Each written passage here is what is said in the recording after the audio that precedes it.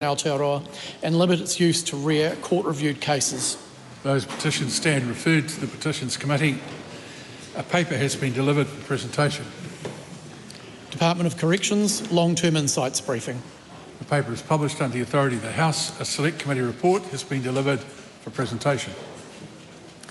Report of the Transport and Infrastructure Committee on the Regulatory Systems Transport Amendment Bill. The bill is set down for second reading. No bill has been introduced. The House comes to oral questions. The first in the name of Scott Willis. Thank you, Mr. Speaker. My question is to the Minister for Energy. Has he seen reports that the big four electricity gentailers are projected to make $1.86 billion in operating profits for the 6 months to December? And if so, does he think it's fair that households will likely pay more on their power bills, on average, to fund a liquefied natural gas import terminal? Mr. Speaker. The Honourable Simeon Brown. On behalf of the Minister of Energy, regarding the first part of the question, yes. Regarding the second part, official advice shows that access to LNG will reduce power bills for households by an average of $50 per year. Supplementary. Would a liquefied natural gas import terminal be commercially viable without government intervention? Well, Mr. Speaker, this government is focused on fixing the dry year problem, and the advice that has been received is that this is the best solution to do that. And by putting in place the solution this government has, the advice is very clear that it will reduce power bills for consumers. Does the Minister accept that funding LNG import infrastructure through a levy on electricity users is effectively a subsidy for LNG-fired generation? And if so, how is this consistent with Aotearoa's binding commitments under our free trade agreements to take steps towards eliminating fossil fuel subsidies? Well, Mr. Speaker, on behalf of the Minister of Energy, we're focused on addressing the dry year problem to make sure we have affordable, reliable power for New Zealand households and businesses, that we don't shut down industries and regional New Zealanders. And ironically, if we followed that member's plan, we would be substituting gas for coal. Supplementary. Why is it that the government is willing to be interventionist in the fossil fuel industry, such as through billions of dollars for LNG infrastructure or the $200 million for gas exploration, but is not willing to intervene on the lowest cost solutions that would provide for the cheapest electricity, like demand response, energy efficiency, distributed energy, pumped storage? Well, Mr. Speaker, on behalf of the Minister for Energy, we are focused on fixing the dry year problem, and that is critically important so that we can secure the future of thousands of jobs in regional New Zealanders, so that we can lower power bills for consumers. But the answer is that we need this, plus we need solar, plus we need wind, plus we need hydro, plus we need geothermal, plus we need other forms of energy generation and distribution as well. That's what we're focused on doing. Supplementary. Does he think that an LNG import terminal may have appeared to be the timeliest proposal simply because the government is running an accelerated procurement process that will see infrastructure fast-tracked with bespoke legislation? On behalf of the Minister for Energy, we are focused on solving this problem quickly, because on this side of the House we understand the urgency of this problem. We saw the impact of the last government's policies, where power prices hit $800 a megawatt hour, and their solution was a lake in the middle of the mountains which wouldn't have delivered a single bit of power until 2037. That's not good enough. We're focused on solving this problem today. Supplementary. What is the Minister's response to Paul Fuge from PowerSwitch, who advocates on behalf of consumers, who said of the LNG proposal, quote, "This speaks to the power of the oil and gas lobby, which has managed to sell a donkey as a racehorse"? Well, on behalf of the Minister for Energy, we are focused on making sure we have lower power bills for consumers, and we're on the side of consumers here. We're on the side of industry to make sure we have affordable, reliable power which saves jobs in regional New Zealanders. And if we followed the advice of members opposite, we would be waiting till 2037 until we had a lake in the middle of the mountains, which would then eventually potentially start generating some power. We are focused on fixing this problem today. Question 2, Laura McClure.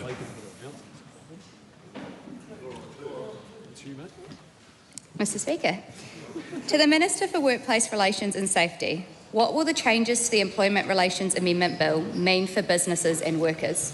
The Honourable Brooke Van Velden. Mr. Speaker, yesterday the Employment Relations Amendment Bill passed its third reading. Once the law comes into effect, businesses will no longer have to be fearful about being tripped up on small procedural steps when trying to move a problematic employee on, or when taking a chance on a new worker because they're afraid of what will happen if it doesn't work out. This bill is about removing fear from hiring. Workers who are wanting to move up the career ladder will be considered for more challenging positions, and they will also benefit from the income threshold for personal grievances policy. When employers are scared to take a chance on an employee in a high-impact role, there are fewer chances given. We're backing businesses to have the confidence to hire. Supplementary. What reports has she seen on the Employment Relations Amendment Bill? Mr. Speaker, Business New Zealand said that this bill moves us in the right direction towards a more confident workforce, stronger businesses and more resilient economy. Retail New Zealand said that the reforms will be particularly positive for small and under-resourced retailers who often shoulder disproportionately severe consequences when navigating complex employment procedures.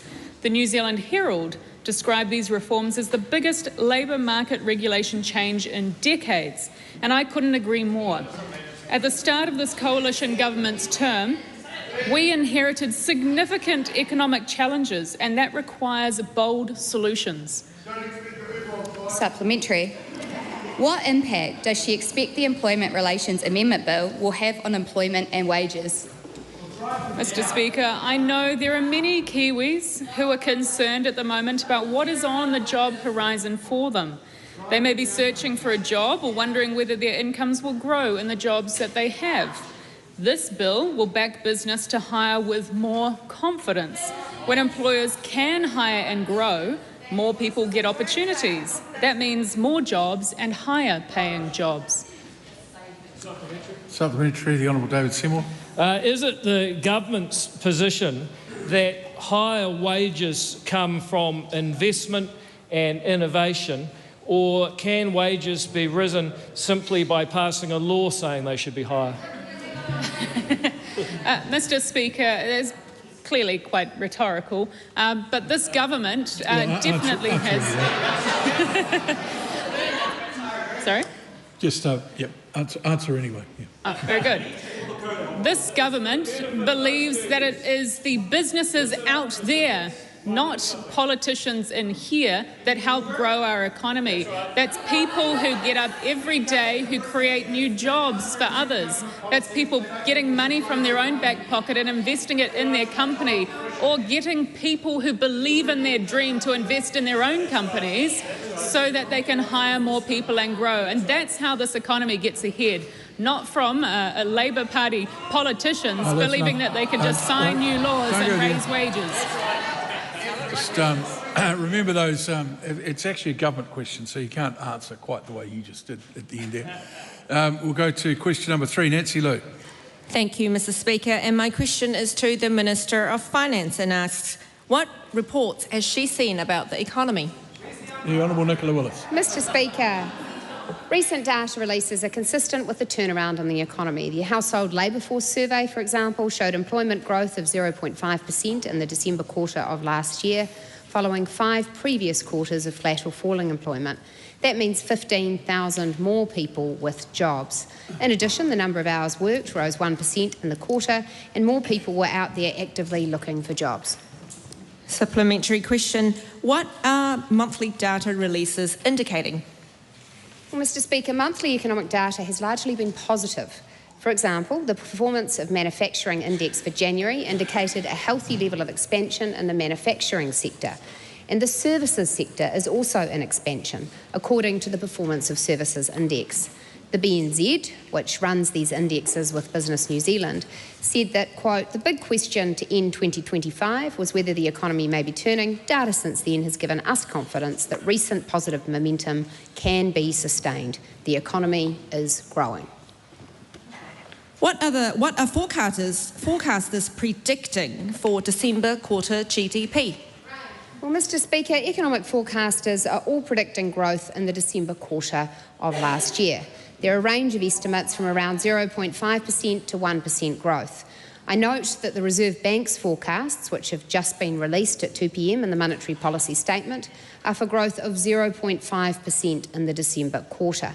The official number will be out in a month's time. I do note that there has been a pattern of significant volatility in quarter-to-quarter GDP data. Looking forward, all economic forecasters are showing growth continuing through 2026. In supplementary, are there any risks through this outlook? Mr Speaker, yes. Forecasters work with what they know, but unanticipated events happen frequently. So yes, there are risks to the outlook both on the upside and the downside. A recovery is evidently underway, with low interest rates providing stimulus to the economy, and members opposite will surely see this as positive news for New Zealand families and businesses. At some point, as the economy strengthens, the Reserve Bank will start the process of normalising monetary policy, easing off the accelerator a little as less stimulus is required to support growth. When to do that is entirely a matter for the Reserve Bank, which will be guided by its mandate and by the data. Supplementary question, the Honourable David Seymour. How important is careful spending of taxpayer money by the government when it comes to making sure that there's no more inflationary pressure on the Reserve Bank that could otherwise put up people's mortgages? Mr Speaker, critically important. It is the case that the government can make a choice to either manage its own spending in such a way that it does not add fuel to the inflation fire, or conversely can choose to spend at a level that adds more pressure to inflation, leading the official cash rate to be higher than it would otherwise be. It has been the advice of Treasury that government fiscal decisions under the last government did add fuel to the inflationary fire, and that decisions by this government have eased pressure on inflation and therefore supported interest rates to be lower than would otherwise have been the case. Question number 4, the Right Honourable Chris Hipkins. Thank you, Mr Speaker. To the Prime Minister, does he stand by all of his government statements and actions? The Right Honourable Prime Minister. Yes. Is the cost of living crisis better or worse for New Zealand families now than when he became Prime Minister? Well, inflation, as I've said to the member before, has gone from a record high under his level at 7.3% down to 3.1%. That's a much better outcome, and that's happening because you've got a government that understands the economy and is actually managing spending so that inflation's come down, so that interest rates have come down, the economy's growing and people stay in work.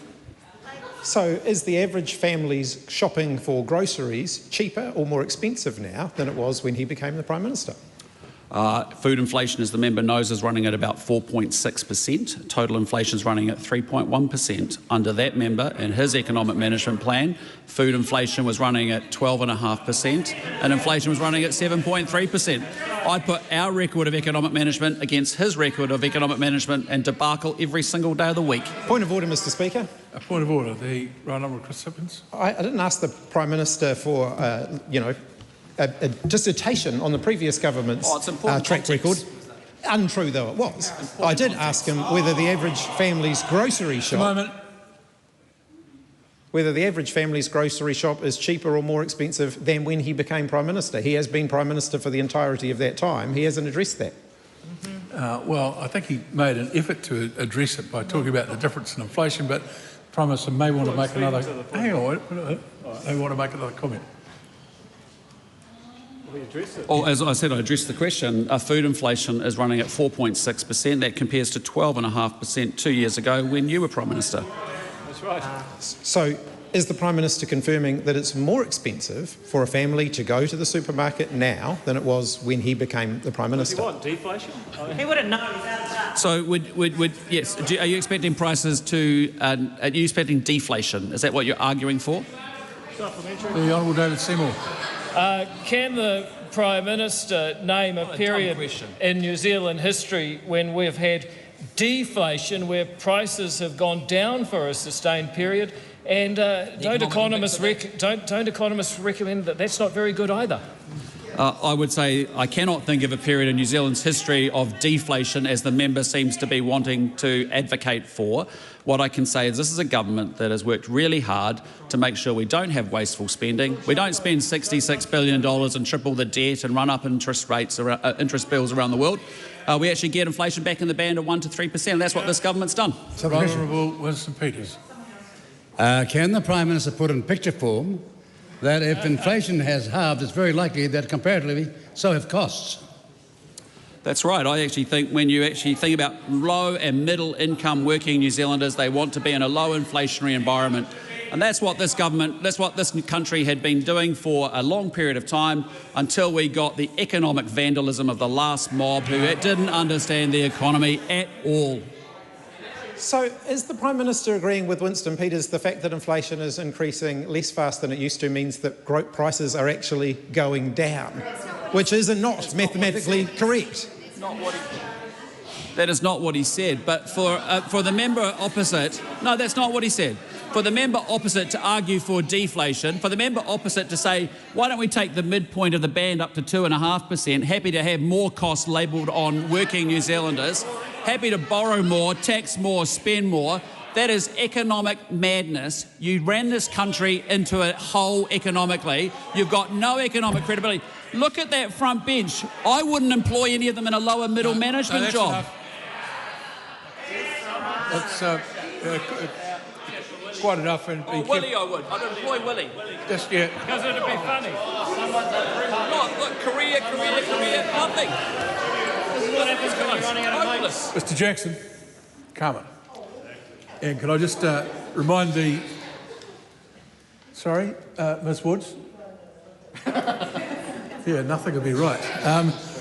I just remind the government that use of the word "you" has to be a little bit careful. Mr. Speaker, sorry. I certainly did not exact any economic vandalism on the country. No, I appreciate Supplementary question, Mr. Speaker. So Supplementary, the Right Honourable Chris Hipkins. If he didn't intend to lower grocery prices when he became Prime Minister, why did both he and Nicola Willis advertise across the country that they intended to lower grocery prices for New Zealanders? Look, the member, I don't know why you bother coming to this House every day to ask me questions on the economy. Look, you are the guy that took the keys to the car, you crashed it in an almighty ditch, you stuffed the economy, and we're fixing it up. That's the reality of it. You come here and argue for deflation. I don't know what you're thinking. I don't know what the new policy is. You want to borrow more, tax more, spend more, and you want to hurt working New Zealanders people used to care about, but you don't care about them.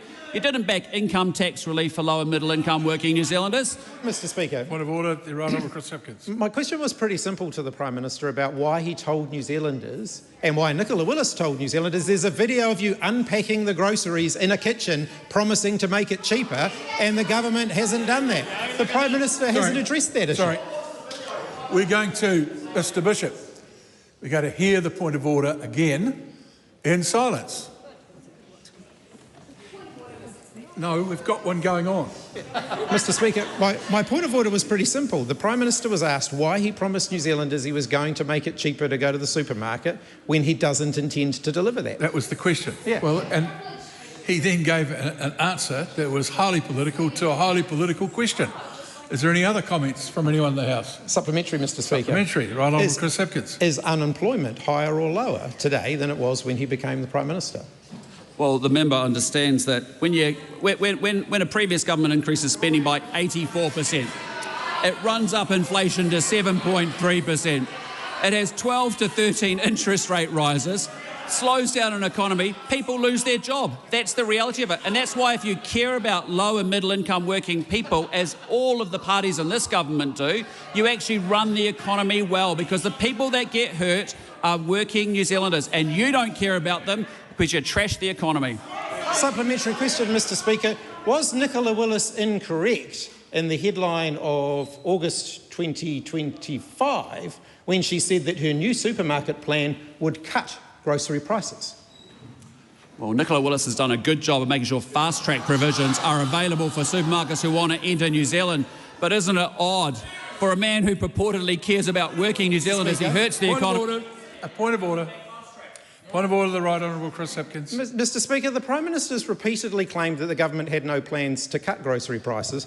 I've just quoted directly a headline from Nicola Willis just last year saying they were going to cut grocery prices, and he immediately just goes to attacking the opposition.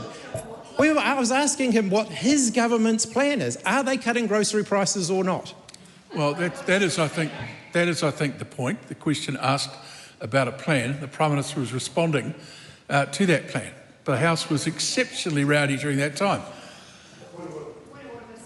Point of order. I'll go to the Right Honourable Winston Peters. Mr Speaker, I hope you observed that last so-called supplementary question, which one would expect would be spontaneous from the questioner, but it wasn't. He, in an unparalleled situation in other Western democracies, is standing there in our Parliament, holding up his phone and reading a question that could possibly be prepared by somebody else. That's not how this democracy should operate. Point of order, Mr Speaker.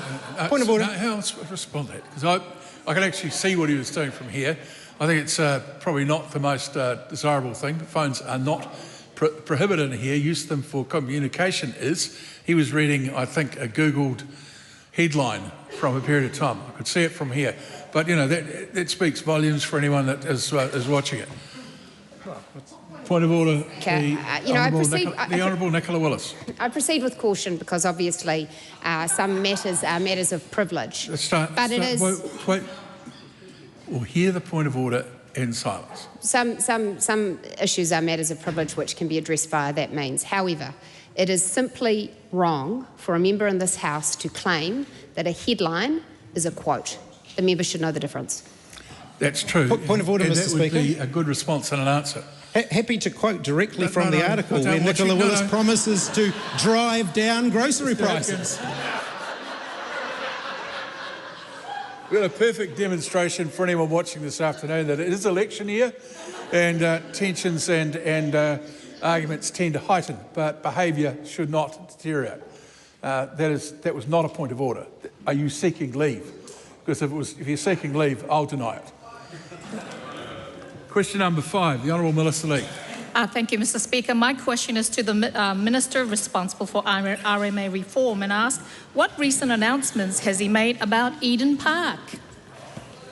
Mr Speaker. The Honourable Chris Bishop. I was thrilled this week to announce the government's making significant changes to local planning rules that have been holding Eden Park back from its full potential. Last year we launched an investigation into whether those rules were unnecessarily limiting Eden Park's ability to host major events. There was public consultation and found that the rules were restrictive, out of step with modern stadium use and were constraining economic activity.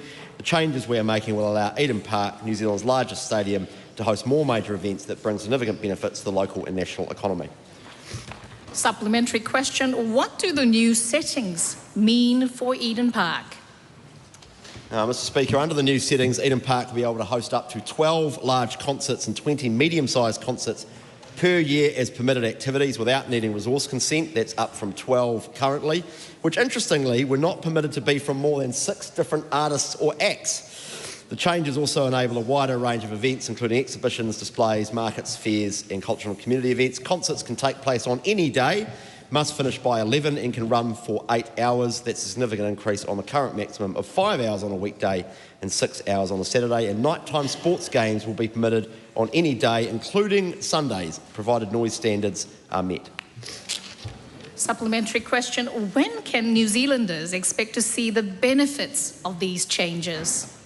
Mr Speaker, the good people of Auckland don't have too long to wait. The changes will be in place in April 2026, just a couple of months away. We know that this will deliver tangible benefits. For over 3 years, the last 3 years, 14 Auckland shows, including Coldplay, not a great band, and Pearl Jam, a very good band, generated $33.7 million for the local economy, nearly 500,000 attendees. There'll be so many concerts, it'll be over to many people to pick who they like. These common sense changes will enable Eden Park to operate like a modern world-class stadium. Supplementary question. What feedback has he seen on these changes? Yeah, if Don McGlashan can sell out Eden Park, I'll be the first one in the mosh pit. No, probably not for Don McGlashan. Mr. Speaker, there's been a significant amount of support for these actions. Unsurprisingly, Eden Park Chief Executive Nick Saunders said it's a historic day for our city and our country. And I also want to quote local Kingsland pub owner Steve Gillette, who said it's going to be a huge difference for local businesses, and I know that the local business associations are very supportive of this. And the good Deputy Mayor of Auckland, Desley Simpson, real boost for jobs, hospitality and local businesses, help secure Eden Park's future as a truly world-class venue. Question number 6, Taku Te Ferris. Tēnā koe te pika. To the Minister of Health. Does the Minister agree with the former Minister of Health's statement that, quote, I want to see IMPBs with the ability to have commissioning authority. I will empower local health decisions and Māori health providers with more autonomy than they have had for some years, end quote. If so, why does the Healthy Futures Pai Ora Amendment Bill remove statutory functions from iwi Māori partnership boards? The Honourable Simeon Brown.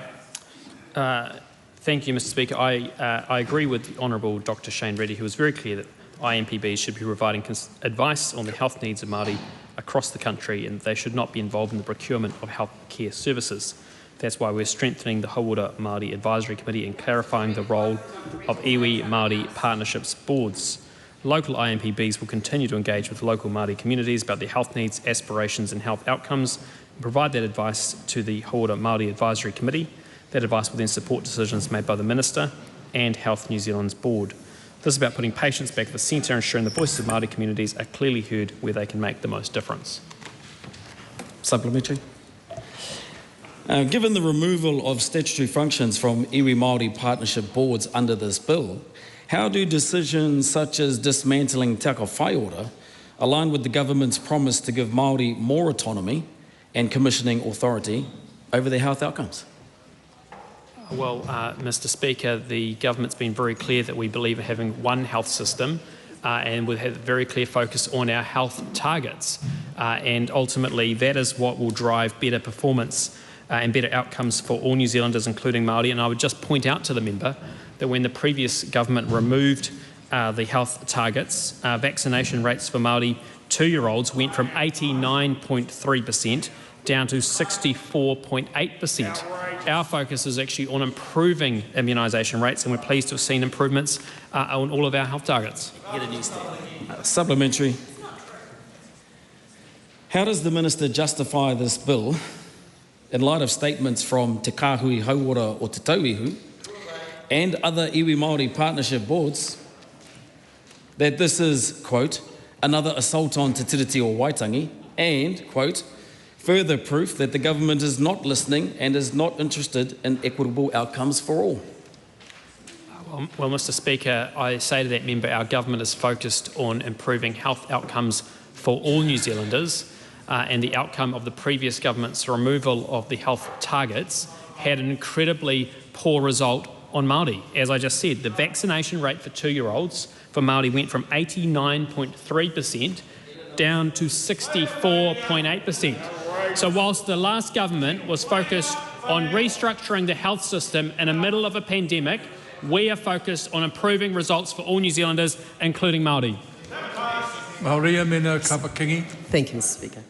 How many times, if at all, did the Minister personally meet with iwi Māori partnership boards before introducing the Healthy Futures Pai Ora Amendment Bill, which removes these statutory functions? Well, I've engaged with the Hauora Māori Advisory Committee. I've had meetings with independent iwi Māori partnership boards, and I'm happy to answer that question in writing. Maria Mena Kapakingi. No. Supplementary question from Tamapoto. To the Minister of Health. Can the Minister let us know what this government has been doing and is doing to improve the 2-year-old Māori immunisation rate? Well, Mr. Speaker, this government has reintroduced our health targets, which is refocusing the health system on delivery. We've seen an improvement in the outcome of that target for Māori children. It's now up to 68%. It still has further to go. We've also invested in the immunising our tamariki program, which is putting vaccines in the arms of Māori children up and down our country, working with Hauora Māori providers to deliver services across the country in communities to make sure that we're actually getting the outcomes that we need. Thank you, Mr Speaker. Does the Minister accept that moving iwi from statutory partners to advisors of a Minister-appointed advisory committee weakens the Crown Māori partnership under Te Titi o Waitangi? No. Question number... And here's the answer. Sorry, Mr Speaker. Well, he can repeat it, but just the answer. No. Question number 7, the Honourable Barbara Evans. Vina Kavakalivu, Mr Speaker. To the Minister of Finance, does she stand by all her statements and actions? The Honourable Nicola Willis. Supplementary. Is a youth unemployment rate of 16.5% a sign of a growing economy? No. Supplementary. When she says there are 15,000 more jobs, is that a net increase or loss, given there are 32,000 fewer jobs since she took office? Mr Speaker, the member is confused in the difference between unemployment and employment. Unemployment is looking at the ratio of those who are actively seeking work and those who are able to find it. Employment measures how many people are in work. The 15,000 figure corresponds to employment, which is to say that there are 15,000 more people in jobs in the latest quarter for which we have data than there was in the quarter before. Supplementary. How can she be trusted on growing the economy when unemployment continues to rise and the Reserve Bank here today now forecasts unemployment to stay higher for longer? Because, Mr Speaker, the actions our government has taken have supported the economy to be stronger than would have otherwise been the case. And the counterfactual is real. It is a government that would have kept taxes higher, meaning that 1.2 million New Zealanders would be $60 worse off a fortnight. It is a government that would not have done any of the savings or consolidations that we have done, which would have meant that fiscal policy would have supported inflation to be higher and interest rates to be higher.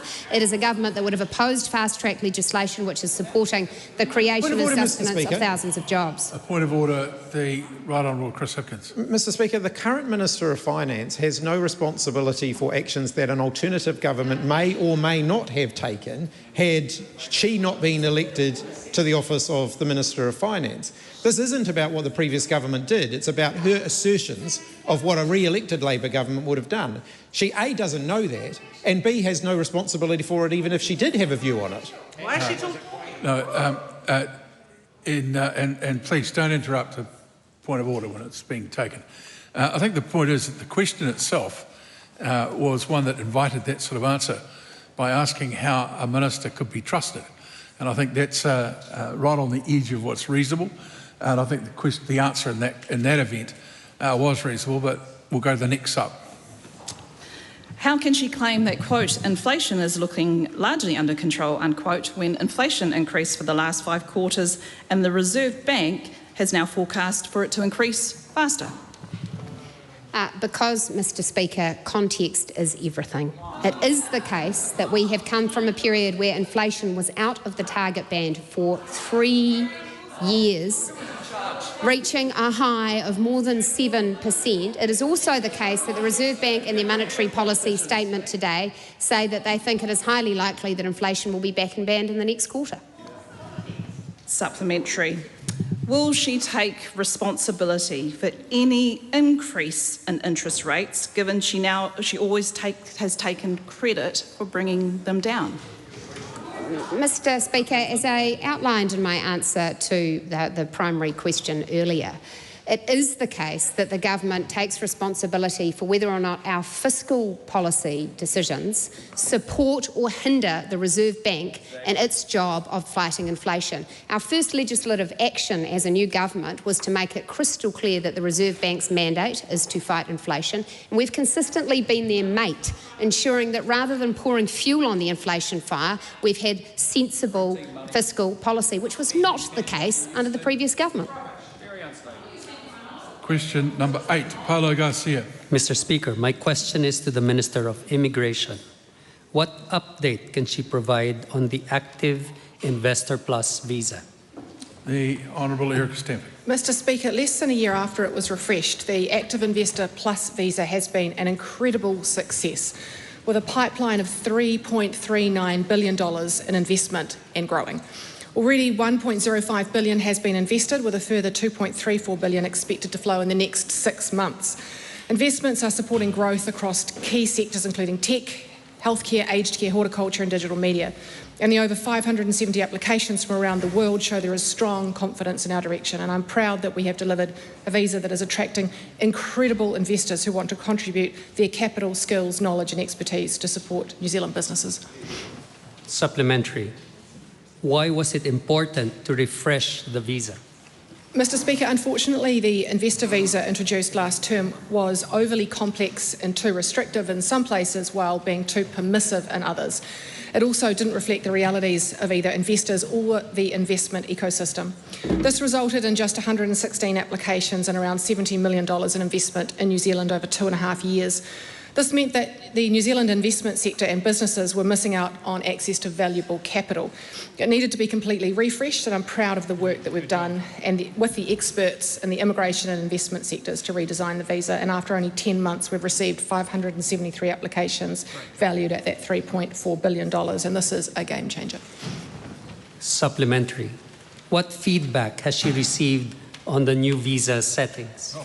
Mr. Speaker, we've received great feedback on the new settings. For example, last week, MA Financial Director Enda Stankard said that the $40 million investment in Queenstown's largest hospitality group, which Active Investor Plus played a key role in, was one of the first examples of a serious investment being made and deployed into a New Zealand business. Immigration Advisor David Cooper heralded the changes as a turning point for New Zealand's economy. These policy changes recognise the immense value that these individuals bring and puts New Zealand back on the global investment map. Supplementary. What difference is the visa making for New Zealand? Mr. Speaker, over $1 billion invested in New Zealand already, with another $2 billion expected in the next 6 months, provides incredible opportunities for both new and established businesses looking to grow and to employ more Kiwis. The huge success of this visa has already created more higher-paying jobs for New Zealanders. For example, Super Energy has received AIP investment from Motion Capital and is a climate change-focused venture capital fund. The investment will help support community energy projects installing microgrid solar for schools, businesses and community groups. And with this investment, they've created more high-paying jobs in New Zealand. The $2 billion of investment in the pipeline will do so much more of exactly this. Question number 9, the Honourable Dr Megan Woods. Thank you, Mr. Speaker. My question is to the Minister of Energy. What is the estimated life cycle cost of the LNG terminal compared to the projected levy revenue over the 15 and 20-year life cycles described in his cabinet paper? The Honourable Simeon Brown. Mr. Speaker, on behalf of the Minister for Energy, the life cycle cost of the LNG terminal is subject to commercial negotiations. However, I can say that the levy will be designed to cover both the capital and operating cost of the terminal. Independent advice shows that the cost of the levy will be significantly outweighed by the reduction in cost to consumers, who are better off by $50 per year. Supplementary question. What are the specific significant caveats provided by respondents through the procurement process that led him to caution Cabinet that costs should be considered indicative only? Mr. Speaker, on behalf of the Minister for Energy, there is a procurement process that the LNG terminal is subject to, and as we go through that process, ultimately that will determine the final terms and conditions. In regards to the independent advice, as I said in my primary answer, the cost of the levy will be, the independent advice shows the cost of the levy will be significantly outweighed by the reduction in cost to consumers by approximately $50 per year. Supplementary question. Is there potential for the gas tax to be even higher for households if the fiscal risk to the Crown identified in his Cabinet paper of delayed levy recovery or cost escalation occurs? Mr Speaker, the independent advice shows that the cost of the levy will be significantly outweighed by the reduction in cost to consumers, who will be better off by $50 per year. We are going through a procurement process at the moment, which I think is due to be completed later this year. But ultimately, we're doing this to address the dry year risk and lower prices for consumers. And I encourage the opposition to get on board. Point of order, Mr Speaker. A point of order, the Honourable Dr Megan Woods. Mr Speaker, that was a very specific question pertaining to the Cabinet paper and a fiscal risk that was identified in the Cabinet paper, and the fact that there could be through either delayed levies or it being cost escalations. It was asking the Minister if there was a risk to consumers of higher taxes. He didn't address that. He talked about the scheme generally, but given it's specifically drawn from the Cabinet paper, I think the Minister needs to at least address that. Well, I think he already had addressed that in the previous answer. The Minister may want to make it clearer. Mr Speaker, as I said in previous answers, this is subject to commercial negotiations. We're going through a process. Supplementary question. Is the government's backup plan to A, raise the levy, or B, fund from general taxation if the unknown commercial revenue referenced in his Cabinet paper does not eventuate? Mr Speaker, on behalf of the Minister of Energy, our focus here is on solving the dry year risk challenge, and to do that rapidly. We're going through a procurement process at the moment, subject to commercial negotiations. But what I can tell a member is independent advice shows the cost of the levy will be significantly outweighed by the reduction in cost to consumers, and I encourage the member to get on board. Supplementary question. What are the other levy-setting mechanisms his Cabinet paper references to recover any escalation in costs with the LNG terminal? Mr Speaker, on behalf of the Minister for Energy, the government has agreed to go through a procurement approach. That is subject to commercial negotiations. We've said there'll be a levy on the industry, that ultimately the detail of that will still need to be designed. But the independent advice, and this is the good news, is that it shows that the cost of the levy will be significantly outweighed by the cost to consumers, who will be better off by $50 per year. Supplementary question. Why should a family already struggling with their power bill have any confidence they won't be forced to bail out an LNG white elephant through higher taxes just so the Minister can look like he's doing something? Well, Mr Speaker, on behalf of the Minister of Energy, what I'd say is we're actually focused on solving the energy challenges this country has, whereas her policy, when she was in opposition in government, was to build a lake in the top of the mountains which wouldn't deliver a single bit of energy till 2037 and put at risk thousands of jobs and power prices hitting $800 a megawatt hour. We're not prepared on this side of the House to do that. This policy will reduce power prices for consumers, and I encourage the opposition, get on board. Question number 10, Carl Bates. Thank you, Mr Speaker. My question is to the Minister for Tourism and Hospitality. What recent announcements has the government made about supporting major events in New Zealand? The Honourable Louise Upston. Mr Speaker, last week I announced a suite of events covering all the way from the Bay of Islands to Tekapo as part of our government's $70 million major events and tourism package. The events cover sports, food, culture and innovation, running from May to December this year, providing something for everyone and driving economic activity and confidence throughout the country. Tourism and major events are a crucial part of our government's focus on economic growth. More world-class events means more customers, more visitors, more jobs, and of course, a growing economy. Oh, very good. Supplementary. What events are being funded by Events Boost? Mr Speaker, this second tranche includes over 15 events, from the thrill of the solo Trans-Tasman yacht race in Opua to the world-class culinary experiences in Wellington, dazzling Matariki celebrations in Rotorua, the Deaf International Basketball Federation World 3x3 Cup in Auckland, and epic running festivals in Tekapo and the Nelson Tasman region. These events showcase the best of New Zealand and promise unforgettable experiences for visitors and locals alike. Where there are existing events being funded, investment will support new elements and attract more participants and international visitors to New Zealand. In total, we will be supporting over 70 events, either directly or indirectly through the Major Events and Tourism Package. Supplementary.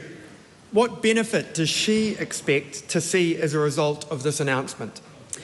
Mr. Speaker, when major events come to town, the economic ripple effect is huge. For example, for every dollar spent on a live performance, $3.20 is returned in benefits to the community. Events don't just bring more visitors and economic benefits, they bring life and energy to our cities and towns, creating vibrant communities and unforgettable experiences. That's why we've invested in an exciting calendar of events, bringing vibrancy to our towns and cities and giving even more reasons for visitors to choose New Zealand. Supplementary. What feedback has she seen on this announcement? Mr. Speaker, the feedback's been fantastic. Wellington NZ CEO Mark Oldershaw has said, the funding represents a significant and timely boost for Wellington's events sector. It plays a pivotal role in Wellington's wider economy, boosting jobs and spend across hospitality, accommodation, retail and tourism, while infusing the city with energy, creativity and atmosphere. Tourism industry Aotearoa CE Rebecca Ingram said, I'm delighted to see some of the events I know and love, alongside new events being given a boost. That combination is what keeps our events calendar exciting and relevant. Mr. Speaker, we are setting the stage for an extraordinary year. These events will bring vibrancy to our regions and deliver lasting benefits for communities and businesses across New Zealand. Question number 11, Tiana Tuiona. Thank you, Mr. Speaker. My question is to the Minister of Climate Change and reads, has he seen the Copernicus Climate Change Services report, recent finding that 2025 ranked among one of the hottest years for the Western Pacific region? And if so, what actions has he taken to ensure Aotearoa is committed to ambitious climate action? Mr. Speaker. The Honourable Scott Simpson. Mr. Speaker, on behalf of the Minister of Climate Change, no. Supplementary.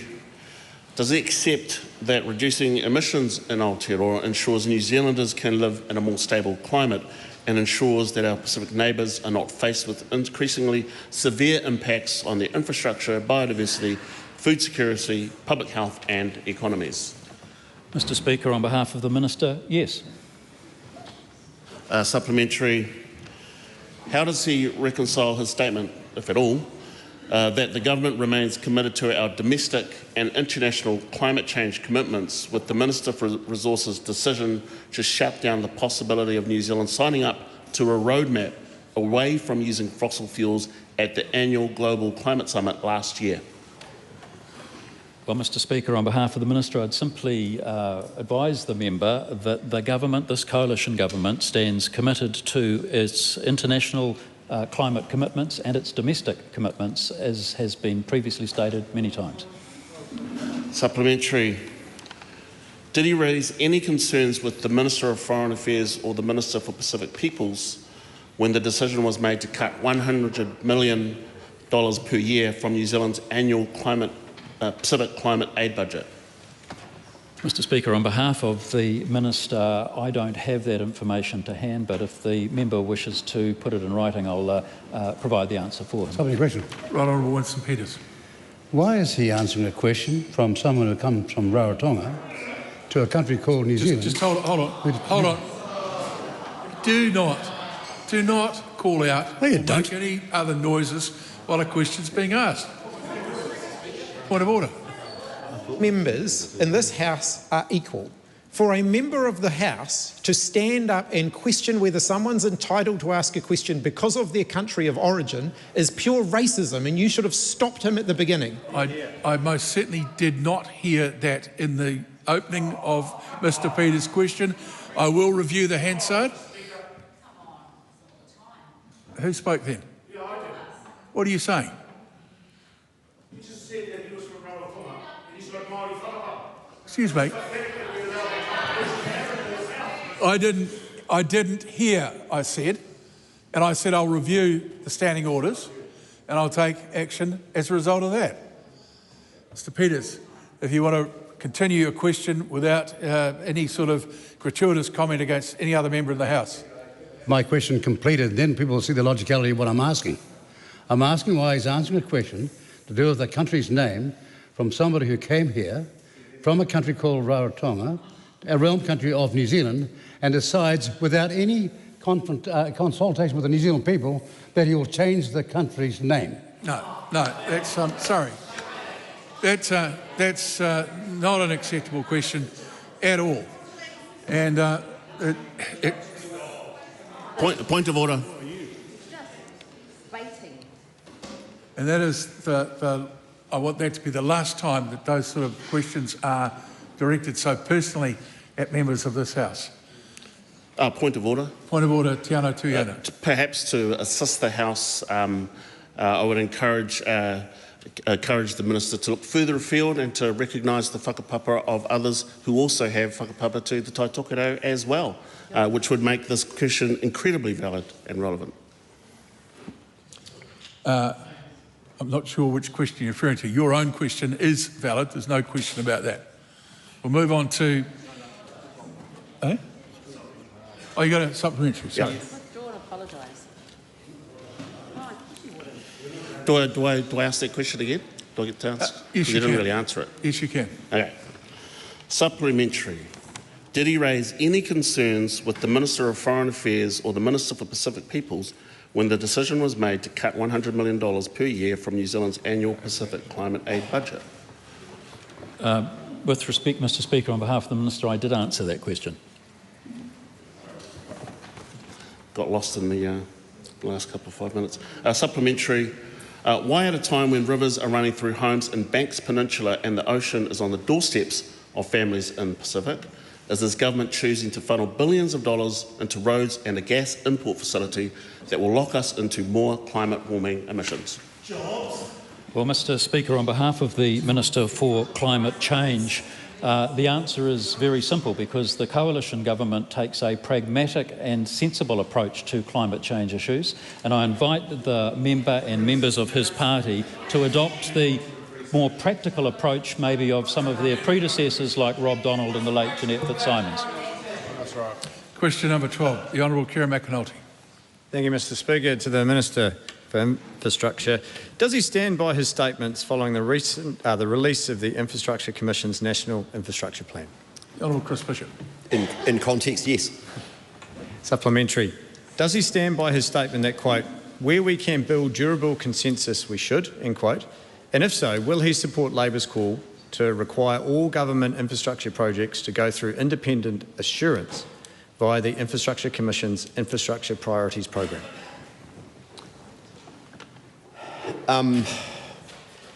As a general proposition, I am in favour of greater assurance. The Infrastructure Commission is not equipped to do all infrastructure projects that go through the Crown books right now.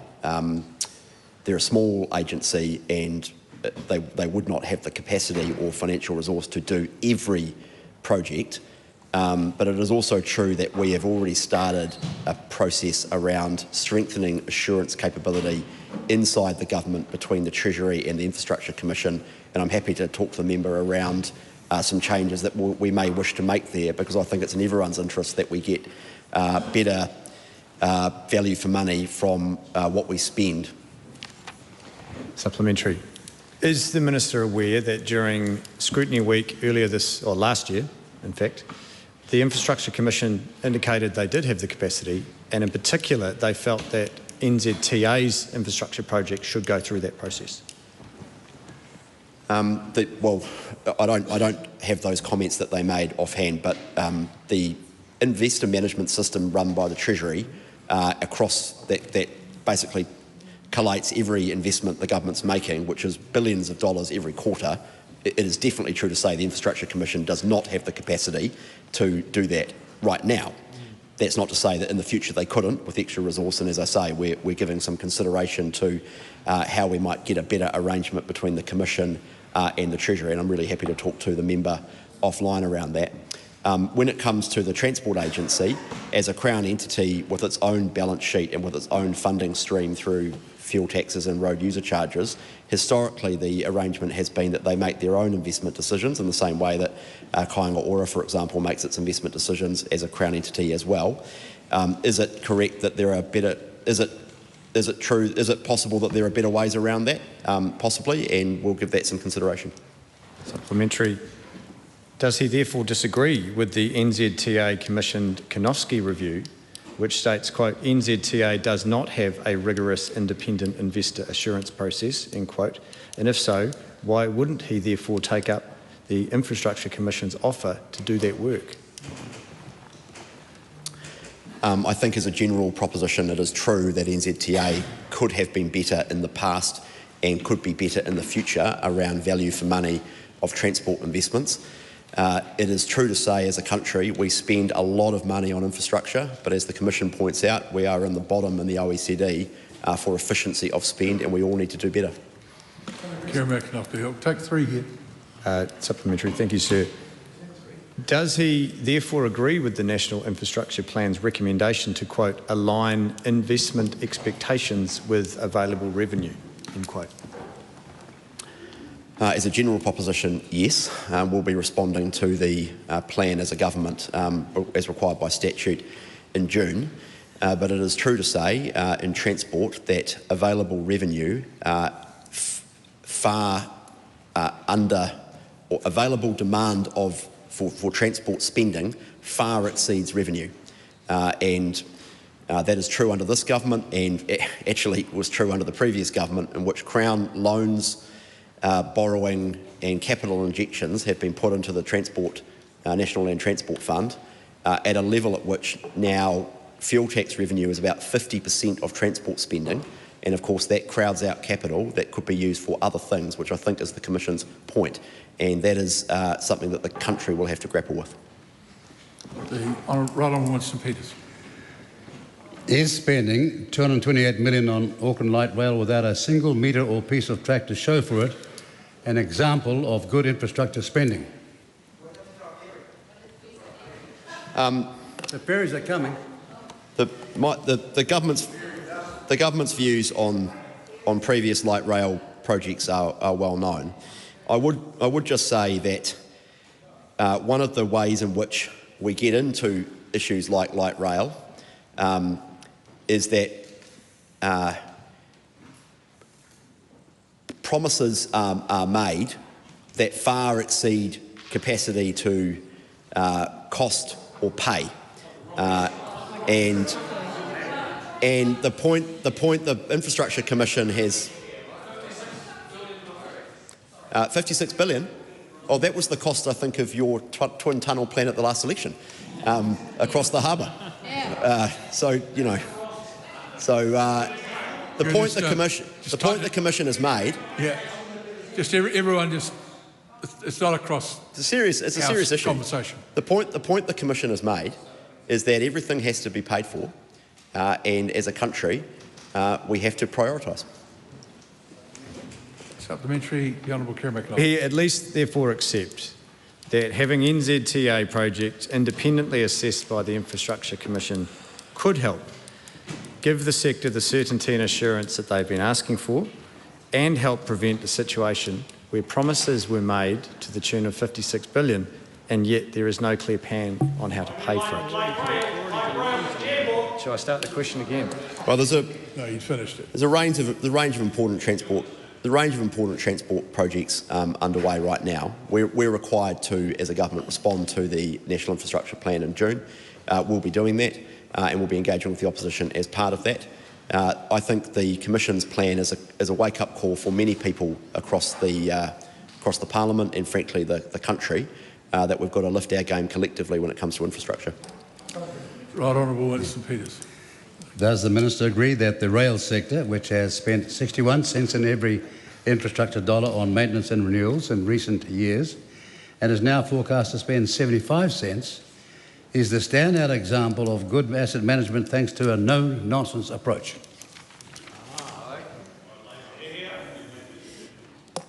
The rail sector has done a better job than others when it comes to maintaining its assets. It is also true to say that there is significant catch-up renewal work required in both Wellington and Auckland to maintain what we have in terms of the metropolitan rail network in both those centres, and that is another demand on the Crown books that successive governments have had to deal with and will continue to deal with. It's also the case that the metropolitan rail networks in Auckland and Wellington play a significant role in public transport in both cities, and we're looking forward to CRL opening in the second half of the year, date to be TBC exactly, and we're looking forward to that opening. I think you've used up all the available supplementaries. Yes, questions, so I thought I'd try. Yeah, I do. We're over time. That concludes oral questions. As members leave the House, can they do so quietly? We'll take a few seconds to let that happen before I call an honourable member.